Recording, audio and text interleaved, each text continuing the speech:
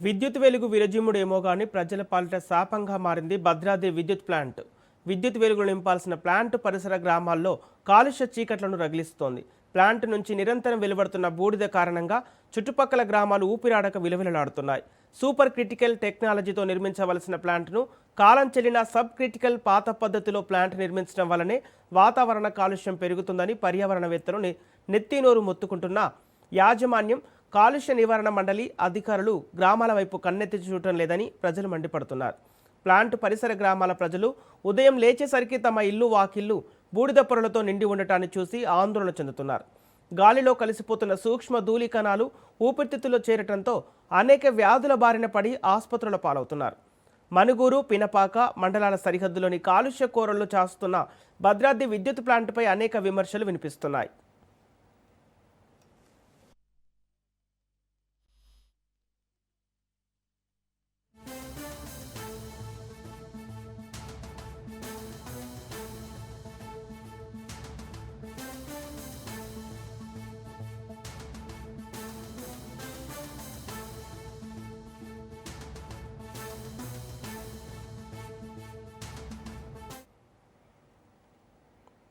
భద్రాద్రి విద్యుత్ ప్లాంట్ నుంచి వెలువడుతున్న బూడిద గ్రామాలు మనుషులపైనే కాకుండా జీవనాధారమైన వ్యవసాయాన్ని దెబ్బతీస్తుందని రైతులు ఆవేదన చెందుతున్నారు.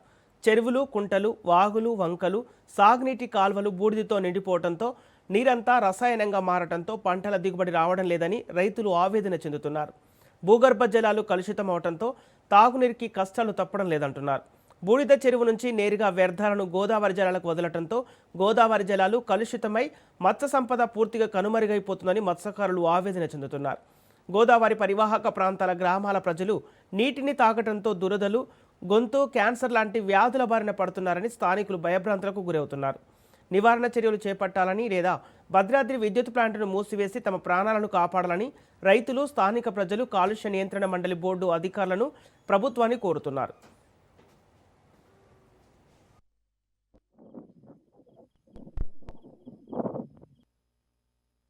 ముఖ్యంగా ఈ యొక్క BTPS Bhadradri thermal power station Manuguru మండలం దగ్గర మొదలుపెట్టి తెలంగాణ ప్రాంతమే కాదు ఉమ్మడి ఆంధ్రప్రదేశ్ మొత్తం కూడా ఈ యొక్క వాటర్ పెద్ద ఎత్తున స్ప్రెడ్ అవ్వడం వల్ల ఈ యాష్ అంతా కూడా ప్రజలు ఆ యొక్క వాటర్ని తాగడం వల్ల ముఖ్యంగా తెలంగాణ ప్రభుత్వం ఏదైతే ఆ గతంలో మిషన్ భగీరథ అనే పథకాన్ని తీసుకొచ్చి ఆ భగీరథ ద్వారా గోదావరి నీటిని పంపింగ్ చేసి ప్రజలకు మంచినీరుగా ఇవ్వడం వల్ల ఆ వాటర్ తాగిన ప్రజలు చాలా ఇబ్బందులకు గురవుతున్నారు. ముఖ్యంగా ఆ లంగ్స్ డ్యామేజ్ అవుతూ ఉన్నాయి ఆ కాలుష్యం ఆ యొక్క బూడిదతో కలిసి నీరుని తాగడం వల్ల.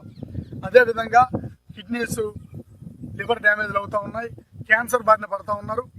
అదేవిధంగా ఈ గోదావరిలో ఏదైతే జాలార్లు కొన్ని వందల సంవత్సరాలుగా కొన్ని వందల కుటుంబాలు, వేల కుటుంబాలు ఈ ప్రాంతం ఇక్కడ మొదలుపెట్టి ఆ యొక్క కింద ప్రాంతం వరకు కూడా నిత్యం ప్రతి విలేజ్లో జాలార్లు ఉన్నారు. వాళ్ళందరూ గోదావరి పైన ఆ కుటుంబాలు ఆధారపడి బతుకుతూ ఉన్నాయి.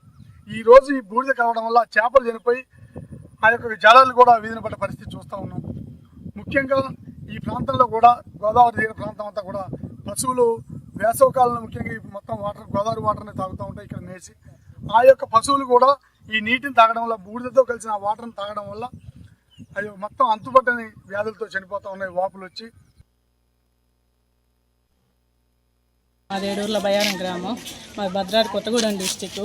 ఈ పవర్ ప్లాంట్ పొల్యూషన్ వల్ల భరించలేకుండా ఉన్నాం. మాకు ఇంట్లో బయట తేడా లేకుండా అదే పొల్యూషన్ ఉంటుంది. కిటికీలు తీయడానికి లేదు, ఇంటి డోర్లు కానీ కిటికీలు కానీ ఓపెన్ చేయడానికి లేదు. కనీసం ఇంటి ముందు ఎక్కడ గ్యాప్ లేకుండా మసి పడుతుంది. ఈ మసి వల్ల మేము విసిగిపోయి ఉన్నాం. కనీసం పప్పులు కానీ ఉప్పులు కానీ ఏమీ ఆరబోసుకోవడానికి కూడా లేకుండా ఉంది. మా స్కిన్ ఎలర్జీ వస్తుంది, కళ్ళు దురదలు వస్తున్నాయి, మంటలు వస్తున్నాయి.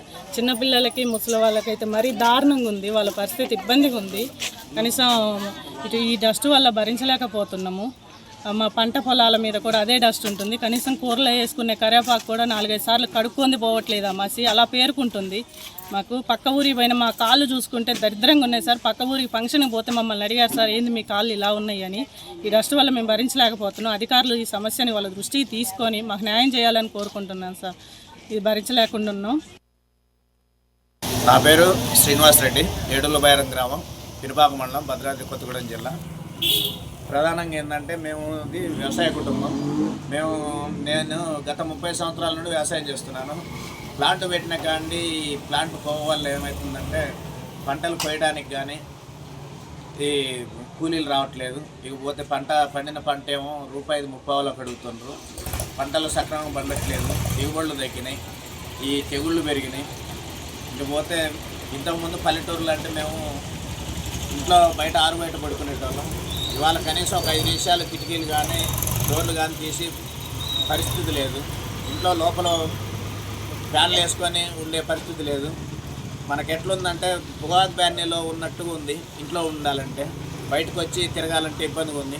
ఈ ప్లాంట్ పొగ వల్ల ఏమవుతుందంటే ఈ గేదెల తాగే కుర్తి కానీ బయట మేసే గడ్డి కానీ మొత్తం పొగ వల్ల ఇబ్బంది. ఈ గేదెలకి ఏ సమస్యలు వచ్చినా కూడా డాక్టర్లను సంప్రదించడం, ఈ ప్లాంట్ దుబ్బ వల్ల గేదెలు గడ్డి మేస్తున్నాయి ఇదని ఆ డాక్టర్లు చెప్పటం, మేము కూడా ఈ జలుబులు దగ్గులు ఈ వస్తుంటే డాక్టర్ల కాడికి కనీసం 3-4 రోజులకు ఒకసారి జలుబు దగ్గులు వస్తున్నాయి.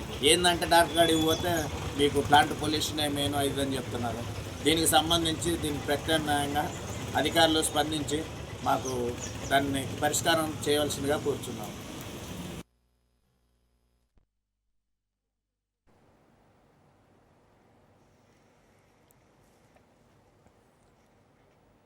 నిబంధనలు తుంగలోకి తొక్కుతున్న జెన్కో యాజమాన్యం ప్లాంట్ నుంచి వచ్చే సామాజిక బాధ్యత కార్పొరేట్ నిధులను స్థానిక గ్రామాల అభివృద్ధికి, పర్యావరణ పరిరక్షణకు ఖర్చు చేయాల్సి ఉంది. అయితే భద్రాద్రి పవర్ ప్లాంట్ యాజమాన్యం స్థానిక గ్రామాల అభివృద్ధికి ఖర్చు చేయటం లేదని రాజకీయ నాయకులు, ప్రజా సంఘాలు ఆరోపిస్తున్నాయి. రోడ్లకు ఇరువైపులా చెట్లు నాటడం, కాలుష్యాన్ని అడ్డుకునేలా గ్రీన్ బెల్ట్ నిర్మించడం, రోడ్లపై నీళ్లు చల్లడం లాంటి చర్యలు చేపట్టడం లేదని మండిపడుతున్నారు. యాజమాన్యం పట్టించుకోకుండా గాలికి వదిలేసిందని స్థానిక ప్రజలు ఆగ్రహం వ్యక్తం చేస్తున్నారు. ఆధునిక సాంకేతికతతో కాలుష్య నివారణ చర్యలు చేపట్టాలని, లేని పక్షంలో ప్రజల ప్రాణాలను హరిస్తున్న భద్రాద్రి పవర్ ప్లాంట్ను మూసివేయాలంటూ ప్రజలు, ప్రజా సంఘాలు డిమాండ్ చేస్తున్నారు.